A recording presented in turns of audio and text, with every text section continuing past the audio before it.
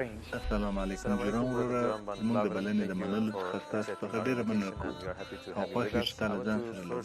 غواړم لومړی درڅخه وپوښتم جرام څوک دی؟ وعلیکم سلام، مننه ډېره زیاته ستاسو له بلنې څخه. ډېر غټ شرف دی ماته چې دلته یم. جرام وان په 23 جنوري 1991 کې په امستردام کې زیږېدلی دی. هغه د منظمې کورنۍ پلار، مور، ورور، خور او یوه پیشو. زه وزېږېدلم او غټ شوم هلته په پرتیس کورنۍ کې. د ښوونځي له فارغېدو وروسته مې د ادیانو مطالعه پیل کړه. زه د څو کلونو لپاره ښوونکی وم په نیوزیلند کې او په ځانګړې توګه زما په ژوند کې ډېر شیان وو او همداسې کله به چې ما د اسلام په اړه فکر کوم نو زه پوه شوم.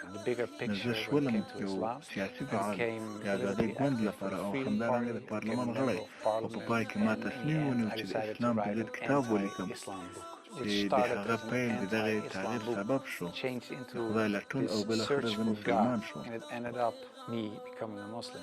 مخکینی ژوند مو د ایمان په اړه څنګه و؟ په څه د باور درلود؟ له مسلمانۍ مخکې زه پروتست عیسوي وم. موږ به انجیل لوستو او عیسوي دین به مو پیروي کوو. په خپل فکر ښه عیسویان وو.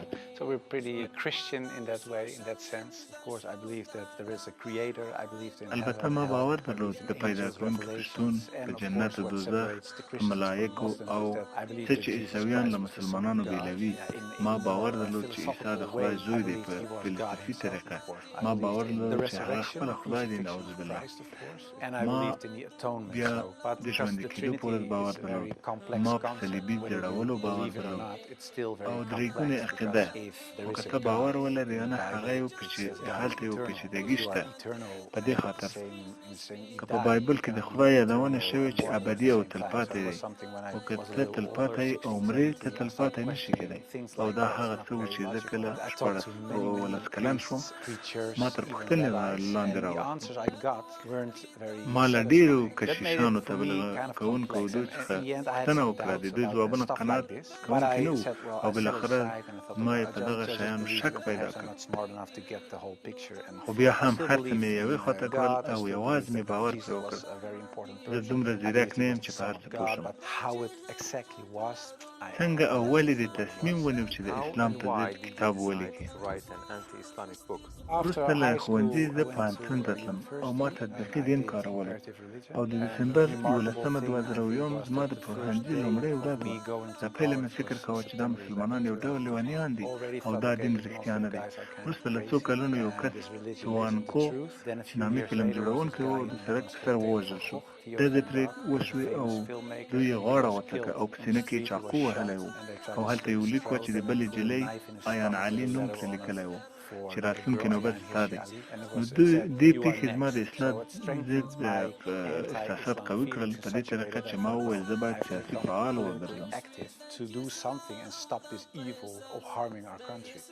تا د اسلام په خاطر سیاست ته مخه کړه؟ هو، او همدا دلیل و چې ما د کتاب لیکل پیل کړل. د اسلام د خطر په اړه د نړۍ خلکو ته خبر ورکړم. کله چې مې وویل دا کتاب د لیکلو سره پیل شو، هغه پوښتنې او شکونه چې د عیسویت په اړه مې لرل یو ځل بیا راته پیدا شول. خو هغه سوالونه د اسلام له لارې ځواب شوي وو، ځکه چې کله ما کتاب لیکلو خلکو فکر کوه سیاسي کتاب به وي، خو هغه نه و دومره سیاسي لکه دیني چې و. ځکه ما غوښتل خلکو ته وښیم چې ولې اسلام د دین په مثال کې یو خطر دی او ما لیکل د عیسویت د دید څخه.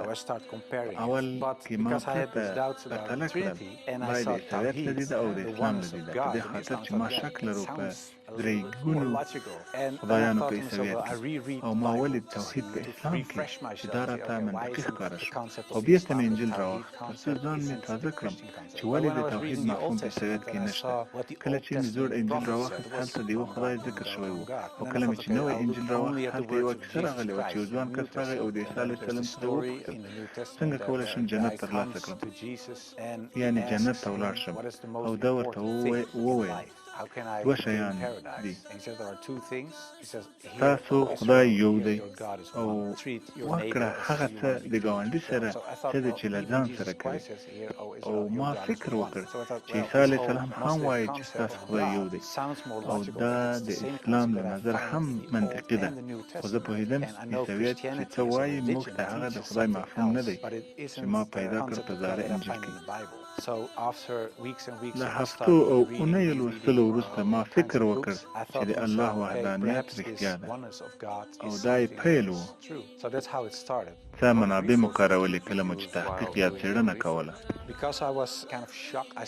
ځکه چې ما ټکان خوړلی و نو ما ډېرو پوهانو ته په دې اړه ولیکل چې یو یې شیخ عبدالحکیم مراد د کامبرج پوهنتون پروفیسور دی خو دا په یو ډول عجیبه وه ځکه چې زه سیاستوال وم هغه وخت او زه د اسلام په ضد په لیکلو بوخت وم او بیا ما پوښتنه کوله له دې مسلمان پروفیسورانو څخه چې په نورو هېوادونو کې وو او ما فکر کاوه چې اسلام ترهګرۍ ته وده ورکوي او دوی د ښځو په ضد دي اسلام د عیسویانو په ضد دی او همداسې نور خو وروسته له شپږو اونیو هغه ماته مفصل ایمیل راواستاوه زما پوښتنو ته یې مستقیما ځوابونه ورکول او په څنګ کې یې راته ویل ته دا مقاله ولوله دغه کتاب ولوله له دغه کس څخه پوښتنه وکړه د تشریح کولو په طریقه ډېر تفصیلي و او وروسته د لوستلو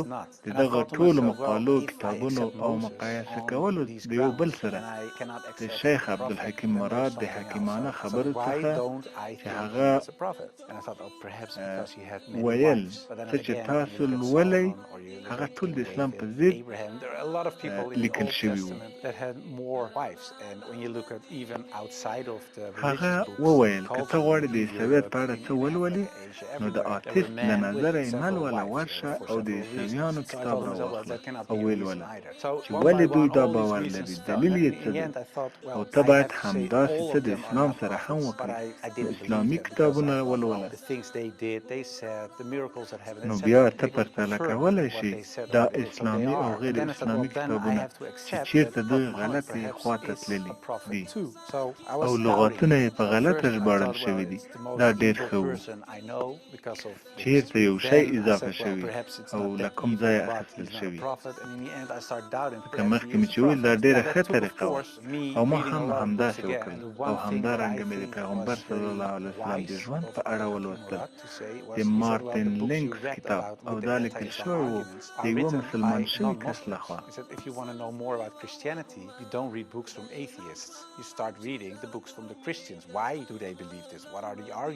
او د هغه د دلایلو طریقې او د هغه د ویلو طریقې او د هغه د لیکلو طریقې زه ځان ته جذب کړم ځکه دا یو شان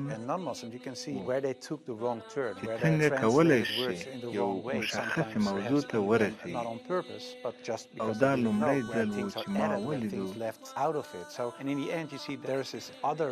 مخکې چې ما دلته د جګړې د سالار په اړه تصور لرلو ما ولیدو لکه یو پلار دی ما ولیدلو دی لکه یو ملګری ما ولیدلو دی محمد صلی الله علیه وسلم لکه یو ښوونکی او ډېر زیات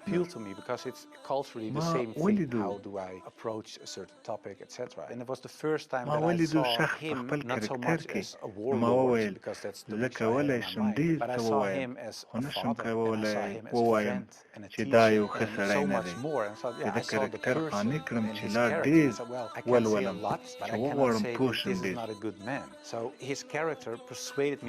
ته چې ډېر حیران کړي کله چې تا دا څېړنه کوله د هند په اړه کیسه داسې وه لکه سویچ چې زه باید تغییر وکړم او فکر کوم هند د یوه دښمن مېرمن وه هغه ابو سفیان و چې د پیغمبر صلی الله علیه وسلم کاکا د حمزه وژلو لپاره یې چاته پیسې ورکړې او هغه د غزا په ډګر کې شهید کړی شو او حتی د هغه د غوږونو او سترګو سره لوبې وشوې او پوزه یې غوڅه شوه او داسې نور وحشتناک کارونه ورسره وشول او څه چې شوي وو پیغمبر په اړه ډېر خفه و. څو کلونه وروسته دی قوي شو او د قدرت سره مکې ته راغی او هلته هند و. نو ما وویل اوس به یا اعدام وي یا به لاسونه غوڅ وي، همداسې نور. خو ده وویل زه هغې ته نه ګورم او ټول خلک بخښل شوي. که غواړئ پاتې شئ دلته او ژوند وکړئ یا کولی شئ ولاړ شئ، خو د وینې تویول ختم شول. خو دغې بخښلو ته په کتلو سره زه پوه شوم چې حضرت محمد صلی الله علیه وسلم څومره غوره کرکټر لرلو او څومره ځانګړی کس و، او دا هغه څه دي چې ته یې نشې لیدلی، خو ده وکړل. نو ځکه کړنو ته او د ده بخښلو ته د دښمنانو سره د چلند طریقې ته په کتلو سره ما فکر وکړ چې دی پیغمبر دی. نو ما وویل دا وحشتناک دي، ځکه مخکې ما ومنه د خدای یووالی او اوس وایم حضرت محمد صلی الله علیه وسلم پیغمبر دی، چې همداسې تقریبا شهادت ورکول دي. نو ما فکر وکړ راځئ چې کتابونه بند کړو، ځکه زه نور د اسلام په ضد نه وم. وروسته له هغې چې پرې پوه شوم.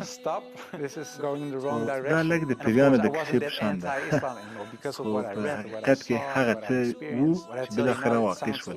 نو دا اسلامي کتابونه مې پاس په تاقچه کې کېښودل او د هغې نور کتابونه لاندې ولوېدل. یو له لوېدلو کتابونو څخه قرآن و. نو کله مې چې قرآن راپورته کړ، زما لاس په 22مه سوره 40 آیت و. لاس مې په هغه باندې ایښودل شوی و. هلته لیکل شوي وو دا سترګې نه دي چې ړندېږي، په حقیقت کې دا زړونه دي چې ړندېږي. نو له ځان سره مې فکر وکړ رښتیا سره چې دا زما مشکل دی. زه لیدلی شم څه مې چې لیکل، او هېچا زه نه وم مجبور کړی او نه مو شو قبولولی چې حضرت محمد صلی الله علیه وسلم پیغمبر دی او خدای یو دی. دا مې سترګې نه وي، زړه مې و ړوند. خو خدای ما ته نښانې راکړې چې زه سل په سله مطمئن شوم چې همدا سمه لاره ده. کله چې د خوب ځای ته ولاړم او کله چې راویښ شوم، ځان مې په امن کې احساسوه. ټول غمونه او شکونه مې ورک شول لکه واوره د لمر لاندې. او ځان سره مې فکر وکړ چې زه نور مسلمان یم او باید نورو ته یې هم ووایم.